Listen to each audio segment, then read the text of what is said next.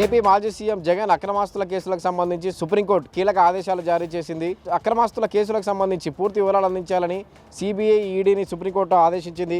కేసుల పూర్తి వివరాలు 2 వారాల్లోగా అందించాలని చెప్పి పేర్కొంది. కింది కోర్టులో ఉన్న డిశ్చార్జ్ పిటిషన్ల వివరాలను ఇవ్వాలని సుప్రీంకోర్టు ధర్మాసనం తేల్చి చెప్పింది.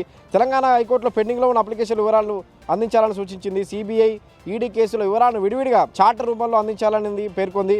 అన్ని వివరాలతో అఫిడవిట్లు 2 వారాల్లో దాఖలు చేయాలని సుప్రీంకోర్టు ఆదేశించింది. అయితే ఏపీ మాజీ సీఎం జగన్ అక్రమాస్తుల కేసు విచారణ ఆలస్యం అవుతుందంటూ ఏపీ డిప్యూటీ స్పీకర్ రఘురామకృష్ణరాజు గతంలో పిటిషన్ వేసిన సంగతి తెలిసిందే. కేసు విచారణను మరో రాష్ట్రానికి బదిలీ చేయాలని ఆయన కోరిన సంగతి తెలిసిందే. దీనిపై విచారణను సుప్రీంకోర్టులోని జస్టిస్ అభయ్ ఎస్ ఓకా ధర్మాసనం సోమవారం చేపట్టింది.